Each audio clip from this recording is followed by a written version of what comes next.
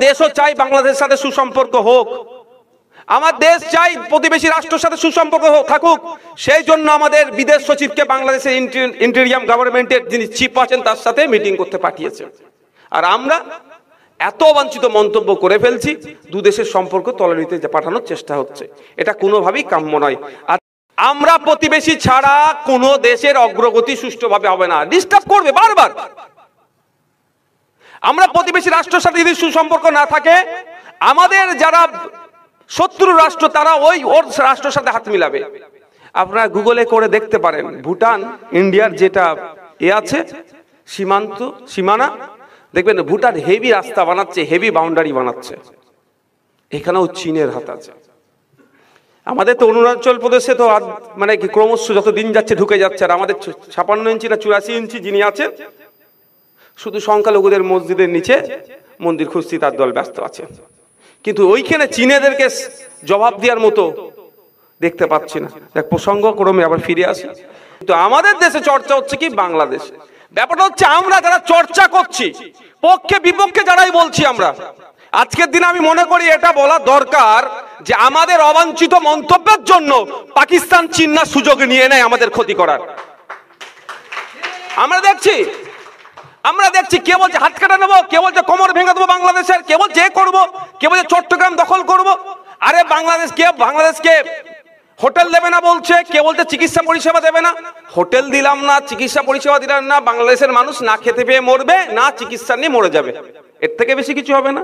কিন্তু এটা আমাদের ভাবা দরকার যে আগে আমাদের দেশ, আগে আমাদেরকে জাতীয়তাবাদী চিন্তা ভাবনা আনতে হবে, আগে ভাবতে হবে।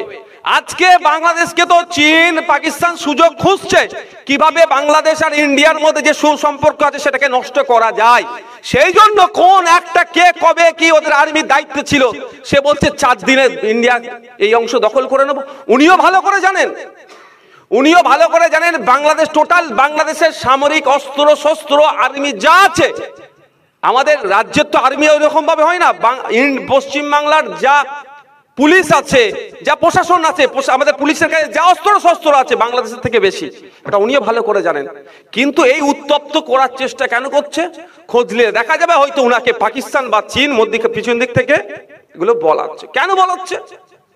ইন্ডিয়া বাংলাদেশের সাথে যে সুসম্পর্ক আছে সেটাকে নষ্ট করতে পারলেই চীন ওখানে কবজা করবে, সে আমার বর্ডারে এসে বসবে, আমাদেরকে ক্রমাগত ডিস্টার্ব করবে। ওটা না বুঝে আজকের দিনে আমরা কে কত বড় দেশপ্রেমিক হয়ে গেছি, মাইকে চর্চা কত হবে তা নিয়ে কারো কবজি কাটবো, কারো কোমর ভেঙে দেবো, এইসব বলে চর্চা করছি আমরা। কোথায় বই মেলাতে বাংলাদেশের বই গিয়ে আমরা বন্ধ করে দিচ্ছি। এটা দেশপ্রেমিকের পরিচয় নয়।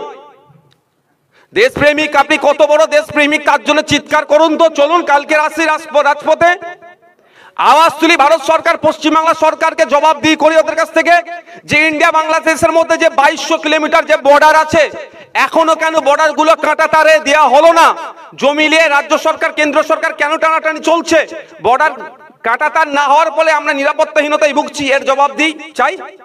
এখানে কোনো দেশপ্রেমিককে খুঁজে সবাই আমার ভুল হচ্ছে, সেই সমস্ত স্বঘোষিত দেশপ্রেমিককে খুঁজে পাওয়া যাবে না। যেটা অ্যাকচুয়াল দরকার সেটা নিয়ে আমরা চর্চা করছি না। আমরা এখন মিডিয়ায় হাইলাইট হব।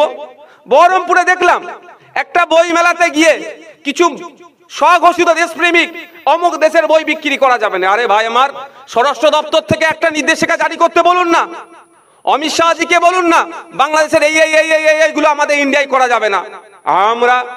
আমরা কেন করবো? প্রশাসন যে বন্ধ করে দেবে। তা না করে কি হচ্ছে, এগুলো দেশপ্রেমিকের পরিচয় দেয়া যাচ্ছে না, অ্যাকচুয়ালি এটা নয়। এদের মধ্যেও খোঁজ নিয়ে দেখুন কোন চর কাজ করছে, যে চর দুটো দেশের মধ্যে সুসম্পর্ক ঠিক থাকুক এটা চাই না। আমার বলার কারণ এটাই, খারাপ ভাবে আমাকে নেবেন জানি না। আমার দেশ আগে, আমি দেশের হয়ে কথা বলতে হবে। আমার এমন অবাঞ্ছিত মন্তব্য না হয়ে যায় দুটো দেশের সম্পর্ক তলানিতে চলে যায়। আমার এমন অবাঞ্ছিত মন্তব্য না হয়ে যায় ভারত সরকারকে বিদেশে বাংলাদেশে গিয়ে না জবাবদিহি করতে হয় অমুক দিন এই কথা বলেছে, এটা আপনারা কি বলবেন?